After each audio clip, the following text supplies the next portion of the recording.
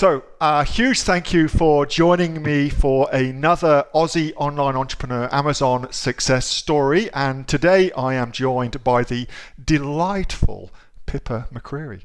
Hello, Pippa. Hello, Neil. Lovely introduction. So we were just we started talking just previously, and you'd mentioned that you'd just come from a crazy day doing a photo shoot. Do you want to kind of talk us through that? Yes, I do. What a hectic day. So we had, my product is selling in the baby niche. And so, and it's food related feeding products. And so we needed to get some new recipes up on our website, and we're looking to create a new ebook. So we've got a number of categories of baby food and different types of purees. And so we actually did 20 recipes today. Wow. And it was not only shooting the final product. I mean, baby purees are pretty, just blend it up. There's not a lot of laying out food, but we did all the raw ingredients, and then we showed the process of how you would make it as well. So there was sort of 3 or 4 photos per recipe, and we did 20 recipes. Wow. And so it was a big day. So you went, and I mean, this is fantastic. So these form part and parcel of your Amazon images, or is it a recipe book that you're putting together for Amazon? Amazon images are already done. It's really just a value add. So it's being able to give them we currently give them a small ebook, but we wanted to create more of a value add. So we're giving them a more comprehensive ebook. And I also want to use them in my marketing. So create small GIFs to show, like moving images to show how simple it is to create this recipe, and then be able to serve it in my product, basically, to your kids. So, which is, can't go into any more detail about what my product is, but mum's the word, absolutely. Mum's the word. But yeah, we've got a range of, we're developing a range of products, and I think these recipes will work in a couple of the products, which is quite good, to be able to use them in across a few different platforms. So Facebook ads, and also the ebook, and some little GIFs that we'll be able to use on the website, showing how simple it is to use the product, and what to put in the product and how to use it. So what a fantastic idea. And so is this the first sort of photo shoot that you've done which is product related in this way for Amazon? No, it's the second. The first one I did it wasn't as professional, and it was just really testing out. I did it myself, and because I guess as you go as well, you've got to relinquish control a bit. Good, because you don't have time to do everything, as you always say. It's the second one I did. I did my degree straight out of university was Bachelor of Arts in Design, and I majored in photography. So I sort of know what I'm doing, but I think it was a very long time ago, that course. So the shots were okay. What's that? Not that long. Yeah, 20 years ago, Neil. 20 years ago, we were still working with film. For God's sake, we didn't even have digital cameras. Can't believe I admit to that.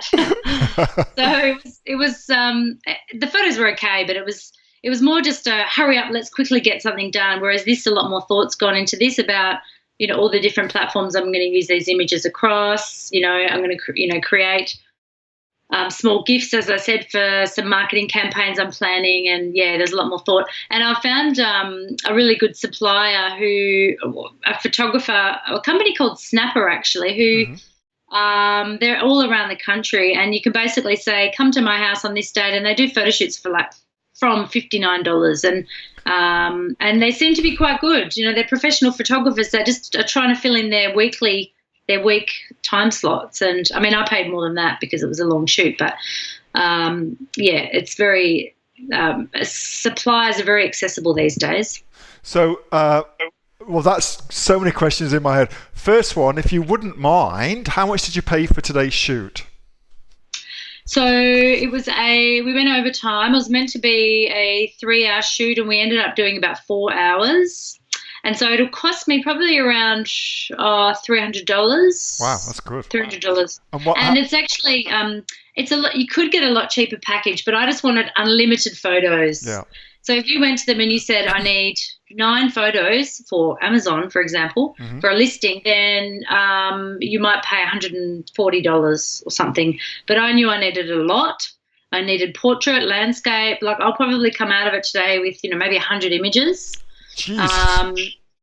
And then I'll be able to cut and, use them for a whole array of different things. And like I said, like one recipe has 4 images showing the process from raw ingredients to final product, final recipe in my product. So, yeah, you can get a basic come out, do a headshot type arrangement or a quick photo shoot for $59, which is, I think you get 3 images for that. That's a bargain. And what's the name of the company again? Shooters? No, Snapper. Snappers. Why do I get shooters in my head? I don't know. It's snapper.io, I think it is. .io. Yeah, Okay, I only just fantastic. recently discovered them. And, I know a few other people that have had some really good results with them. I will put a link under the video for anybody that's interested in that. Thanks for sharing that, Pippa. And so this is your second photo shoot. You've already done one that you did yourself, and you are, I would imagine, a lot further on in terms of people's understanding of photography than the average Amazon seller. Is that fair for me to say? Probably, yes. Just because of my background in marketing and Exactly. having done the degree. Yeah. So even though you are more experienced, you still realised it was a good idea for you to bring in the experts. Yes. What did you and see? I even bought. Go sorry. ahead, Pippa. You only brought. I even brought in an assistant to help me get everything organised too, because trying to juggle that many ingredients and then that raw ingredient shot's done. Now you need to chop that and peel it and put that in the frame. It was a massive undertaking. So I think you could do an 8-hour shoot, but time is money, and so getting help in is really important, I think. No, I think that's very smart. It's great that you, even though you've got these skills, you recognise that to take it to another level and to really stand out from the crowd, bring in the professionals. Definitely. And what did you see in terms of, what were some of the things that you learnt about what they were doing from what you did to what they did? What are some of the things you thought, oh, that's clever, they did that, that's cool? I think probably the use of 100% natural light. And I'm always, always think I'll just shove a few lamps around it. And, I think being able to use 100% natural light, which is, it's great because then you don't need the expensive equipment, lighting. And I think just using some really unique props, making sure that your product branding is in as many shots as you can get it in, because if you're uploading it, to Pinterest or, someone finds it on Pinterest, there's an easy way to link it back to a brand and then obviously, hopefully lead to a sale. So, yeah, there was a few tips that, and she was, she does a lot of advertising photography, so she was really good to sort of point out, well, we need a bit more white space around it because you might use that on a flyer, and so then you need to have space for text. Yes. That sort of thing. So. And so did you kind of brief them a lot on what was actually going to happen as far as Amazon, or did they have a pre-existing understanding of Amazon's parameters? Did you brief them on that? How did you do that? No, I didn't because I briefed them before they came, but it wasn't so much about on Amazon. It was more because all my Amazon images are done. It was more about this is the context in which my images are going to be seen. So and I showed them my website. I showed them the recipes page on the website. I showed them my competitors, some of the competitors' images that I really like and what I want slightly different.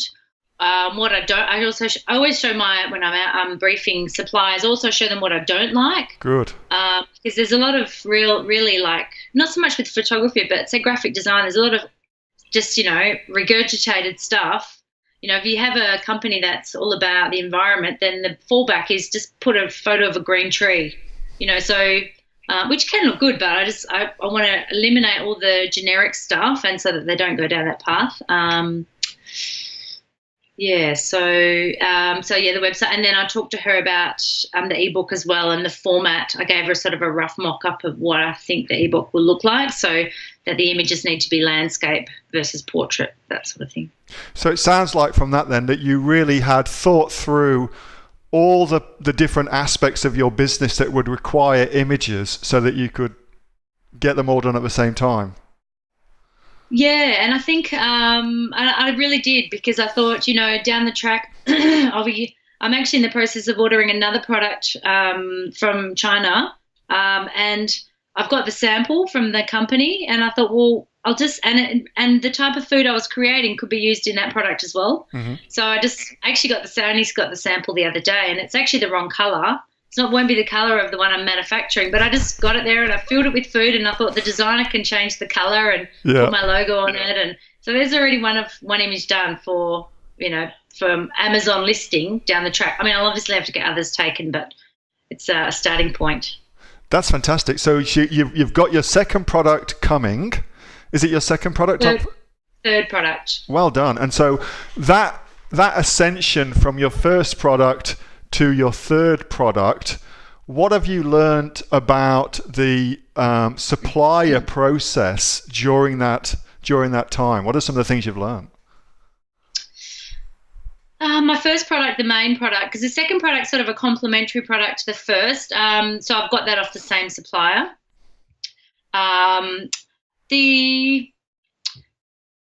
It's really important to get on Skype with them, I found, because before I did that just before we placed the order, and there were so many things that were ironed out that would have been a little bit, of an issue if we hadn't talked. I mean, there's obviously the language barrier, but it was also good just to see their factory, and you could see in the background that there was huge amounts of orders being, you could see that they'd produced a lot of products in the baby niche, so that gave me some confidence to give them my 30% deposit. Yes.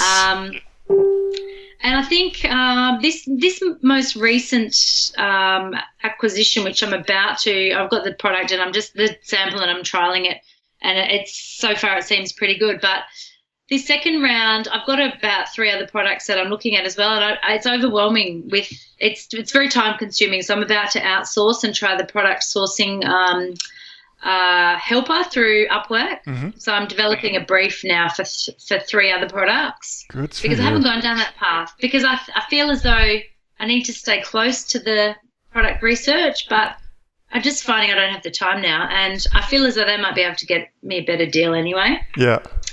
Being on the ground, but I need to be able to do a little bit of research on it, so I know that I ballpark know what I'm looking to pay and what the options are, and then hand it to somebody else to do the really time-consuming. Go out and find 5, 6, 7 quotes, and then so I need to get involved at the start, so I know that they're not ripping me off, and what the options are that are out there with regard to materials or colour or whatever. So we'll give that a go, see how that goes. So that sounds like you've developed a more intricate understanding of your business in terms of the things that you believe you should be doing yourself versus the things that you should be outsourcing.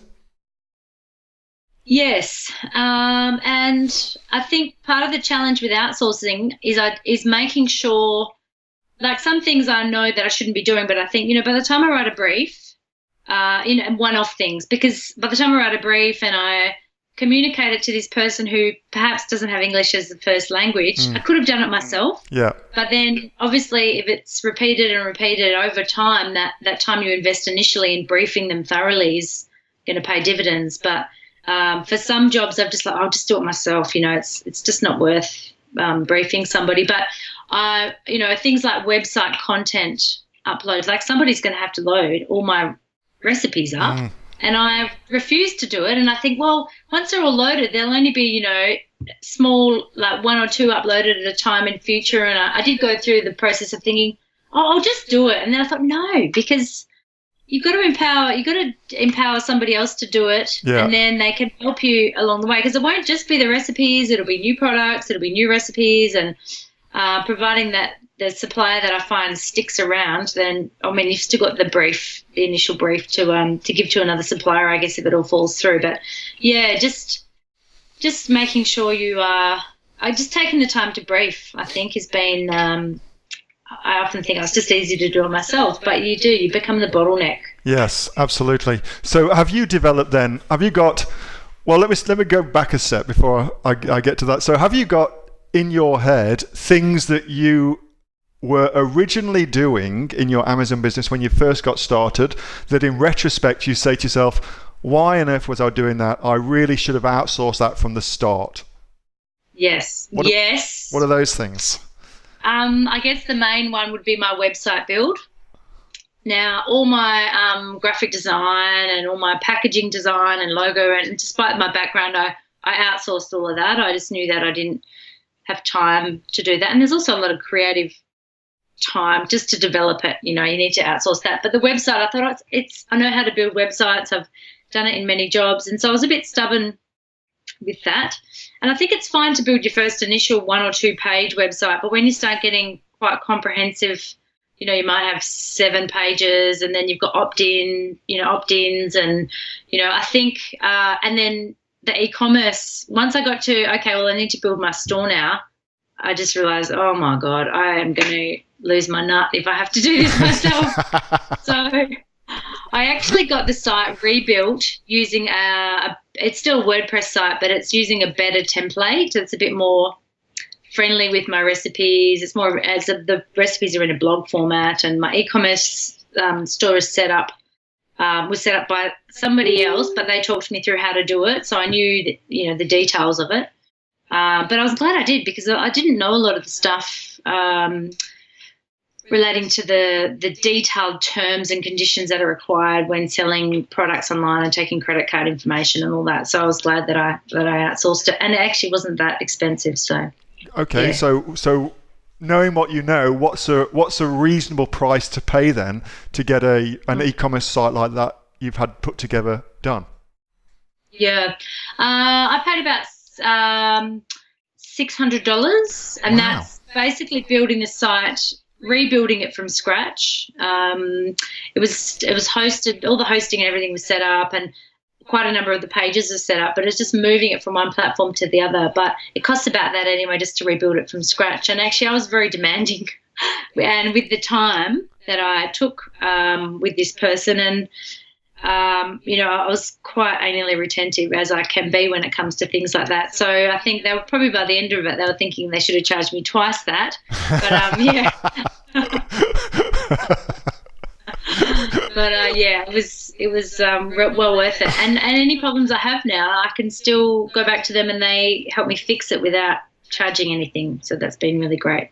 So your strategy then, you've already got to that point where you're thinking, okay, well, I've got my Amazon side of things covered, and that's one distribution channel, but I really want to get my own website. What was the thought process behind that decision to get your own website? Well, I think it's I think the key, having worked in marketing, the ultimate goal really is to get all of the traffic through your site, so you can control, I guess, what they see and how they see it, and you're able to collect their information. You're able to find out what products they've hovered over longer than other products, and you've got a lot more power and a lot more information as to what the consumer's doing when they are looking around. And the main thing I think is I wanted to have a compelling site that people would come to. They might buy their product on Amazon and they get sent it, and then they see the flyer, go on and grab this great video of showing how to use the product, or which I haven't worked on yet. The video will get there, but the ebook, come and download it from the site, and just collecting their email address so you can continually market new products to this group of people. So that's the main reason, I guess. And the e-commerce store is reasonably new, being able to sell through my site, because it's great that there's traffic. Amazon's the main source of traffic. I mean, there's a huge amount of people shopping on there. Yeah. And as your standalone website, you're never really going to be found. But if I sell them one product and then they subscribe to my newsletter, well, they go and get the ebook and they're on my distribution list, then I'd like that my third, fourth and fifth products are bought straight through my site. So you're getting rid of the 15% commission and all the other, all the other expenses that come with selling through a third party. I mean, eBay is the same. I'm selling on eBay as well, and it's about 10% commission. And same strategy, really. I mean, I don't mind. I'm set up and priced appropriately to incorporate that 15%. But if you can save yourself 15% on every sale, it'd be great, wouldn't it? We'd love that, absolutely. And so you're selling on eBay, you're selling on Amazon, and you've got your own website. Tell us a little bit about you and your own kind of personal history. Let's kind of shift tack a little bit and talk about that, because I'm trying to figure out how you fit in all this in. I don't know. I'm very busy at the moment because I've also got he's nearly 2, and almost 2 and almost 4-year-old. So I was on maternity leave when I was looking what are we now? Yeah, about this time last June, July, my boy was nearly 1, and I thought, I knew I had to go back and start earning money. And we'd moved from Sunshine Coast to Brisbane, and I had to give up my old job. I was off on maternity leave and quit that and worked in tourism marketing. I've worked in destination marketing for 15 or so years, and knew that I could be doing something for myself with those skills, but I didn't want to go and do just being a marketing consultant, because especially with social media, it's very hard to track your time, I think. Yes. And a lot of people want you to do the work for them, and that makes it even harder to charge. And so I can't even remember how I came across Aussie Online Entrepreneurs. It was someone stalked me on Facebook or something. I wouldn't know anything about that. And then I signed up, and I just thought, I think I liked the fact that there was not a pay $2,000 and off you go. You weren't committing to something that you couldn't get out of, and that was quite appealing, because you don't know what you could pay $2,000 and get 2 weeks into it and go, oh, this is actually not really that good. That's right. But I loved the trialability of it. And I thought, what have I got to lose? And also like the weekly, I think the weekly Monday night sessions are really important, because, you just learn an awful lot from those. So I think when I started out, I didn't really know what I was going to sell or where I was going to sell it, or even if I was going to sell anything. So you've entered it all. You were like, I don't know what I'm going to do. I've got no idea. I just know I need to do something. Was that where it was at for you? Yes. And to be honest, when I'm off having babies, I mean, this is a second child. I remember after my first child, you're just craving. I crave information and learning and stimulation, I guess, because you're not you're just doing goo goo gaga all day. And I have loved the time I've taken off with my young kids, and I've managed to take a year with each, but a year or more. But I was thirsty for knowledge, and I knew I'd heard Amazon was coming, and so it just sort of sparked my interest. But yeah, I had no idea what niche I was selling in, or if I was going to sell a product, or it was just a bit of a trial. And then when I was listening to the modules and talking through the sort of the module 1 product discovery, I just fell into the baby category, because it was something that I was living at, in the moment, and I'd be using things at home and thinking that could be done better, or that's a great product. Maybe I could create something similar. That was it. And do you still have that mindset now, where you kind of develop that product search is happening all the time for you, where you're looking around going, holy crap, I could do a better version of that, or Amazon would be great to sell that on? Is that kind of happening? Yeah, I think you have to be very tunnel vision, because it is very easy to go, oh, look at that great gardening product. Yeah. That would be, I could do that, but if I did that and changed that, it would be so much better. Yeah. But I'm very focused on the baby feeding niche that I'm in, or baby toddler feeding niche, because there's a heap of great ideas that I've got just in that category. And simply just as I think you were talking about it on Monday nights, the frequently bought together and so many ideas you can get from just that once your first product starts selling. Is just the no-brainer products which complement the first product. There's quite a few of those that are on my list that need developing. So I try not to get distracted by the other things and just focus in on what I'm looking at the moment. And in terms of, you said that you've got, there's opportunities, and I know exactly what you mean when you say that. It's easy to kind of get that shiny object, like, holy crap, I should be selling that, or I should be selling that. Dead easy. But what's you seem like you're fairly goal-driven as a person. Is that fair to say? Yes and no. I have always been in my career, and I've found with this, this has been a bit harder to be goal-driven because, especially in the early stages with dealing with suppliers, God, weeks can go by and you're still waiting for a sample. And so I don't try, I set myself goals, but I'm a little bit flexible with, trying to get things done at a certain date.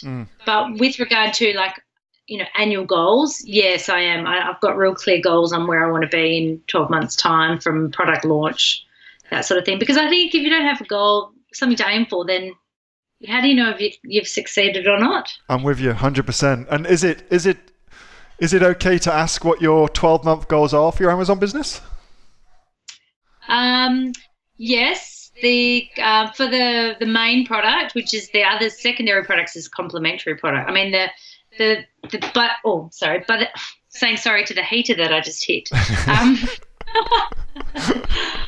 So the third product that I'm about to launch, by the end of this year, I'd planned to have 5 products. That's fantastic. So we're running out of time, but I think we'll get there because product 3 is pretty close to being finalised, and then that's the same manufacturer's got the product 4, which I'm just waiting a sample on, and then product 5, I know what I want. I've just got to arrange that. So I think they'll all be, if they're not up on Amazon Live, they'll be in production and close to being shipped.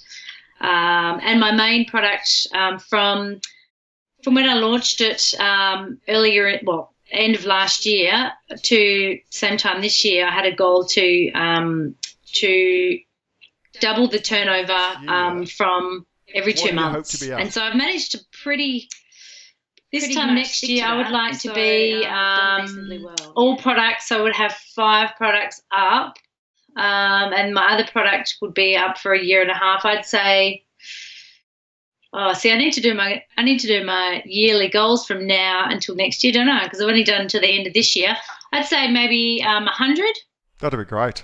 Yeah. Yeah, would. Yeah, and also because I'm only working part time, I'm only really I've got my kids a few days a week, and it's quite frustrating to be able to juggle it. But then I'm lucky as well. But yeah, I have big aspirations. But working 3 days a week is. To be able to earn that sort of money and only do those 3 days is pretty amazing. And be able to be there if they're sick from kindy, which is all the time. And absolutely, yeah, it's freedom personified. And as far as so let's shift tack a little bit. So I know that you are also, for those of you that aren't aware, Pippa's also doing coaching and mentoring and helping people who are at the beginning of their Amazon journeys to get themselves started and get themselves online and launch their own products onto Amazon. So you've been doing that for quite a while now, haven't you, Pippa? And you've coached, I know, a lot of the Aussie online entrepreneurs. You've helped and mentored and taken them from rank beginners to getting their products up and launched. Now, have you got some good stories that you could share around that? I do, actually, and I'm really enjoying that side of it. I'm really, I think I'm very much a person that likes to share knowledge. When I was working in tourism destination marketing, up on the Sunshine Coast, I was offered the opportunity to teach at the university, the tourism, leisure and event management students. And so, yeah, I knew that somewhere down the track I'd like to teach again. So this has been a nice complementary thing to do with what I'm doing.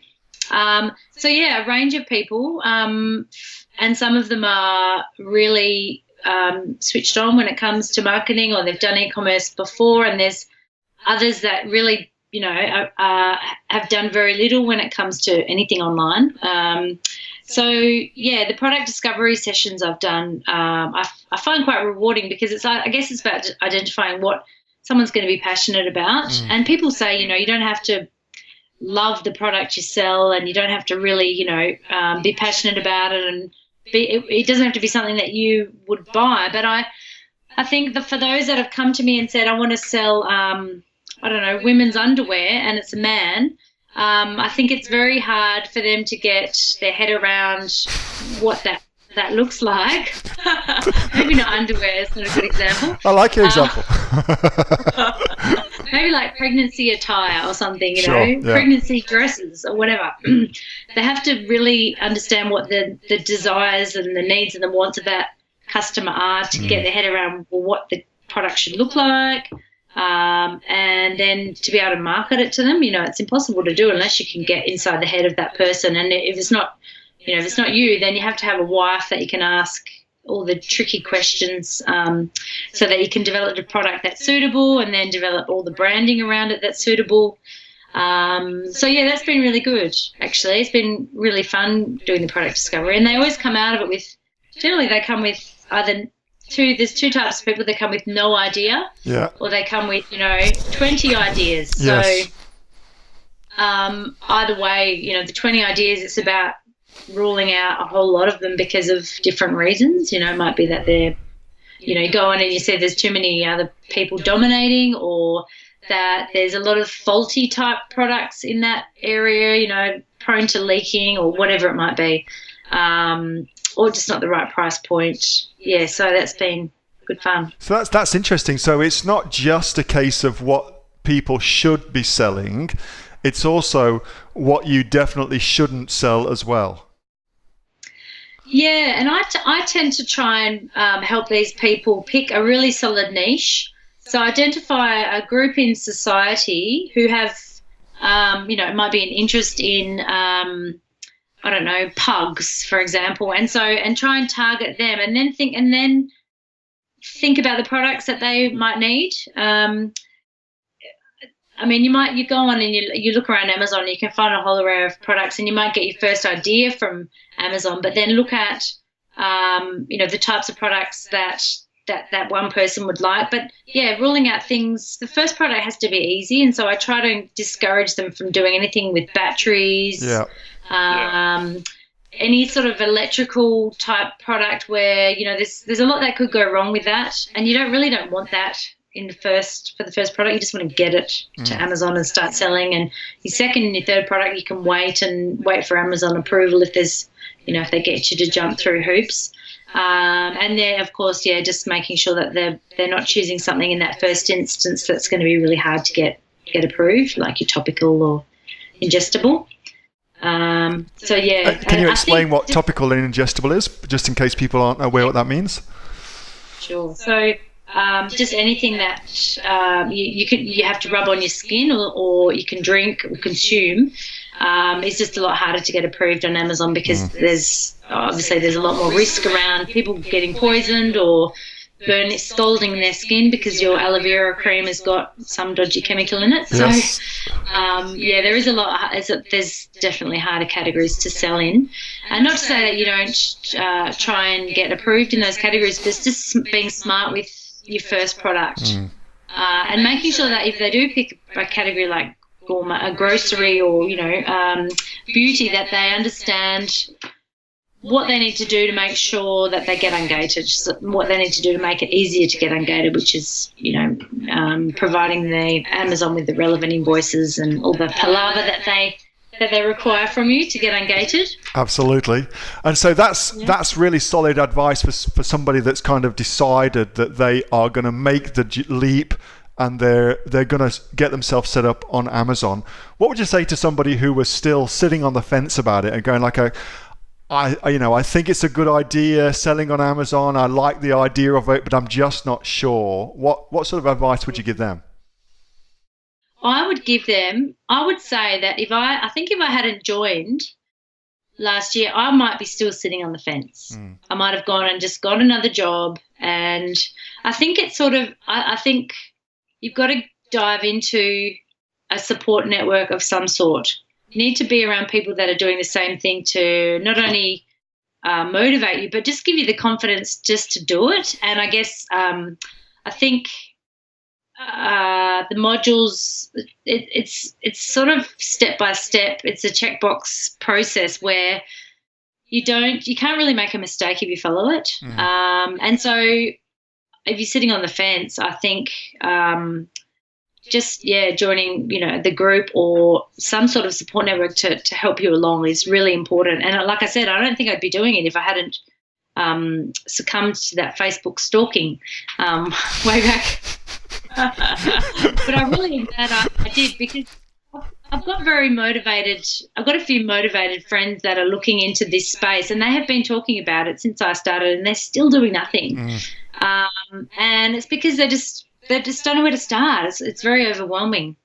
But yeah, I think with regard to once you join the group and you're stuck on your product, I actually did a product discovery session myself. Yes. 2 months into it, and I was sitting on this product for about a month, and I was like, I don't know. And I was spending way too much time doing the research. Good to do, a lot of research, but you just go around and around in your head. So that was really a clincher for me. It was a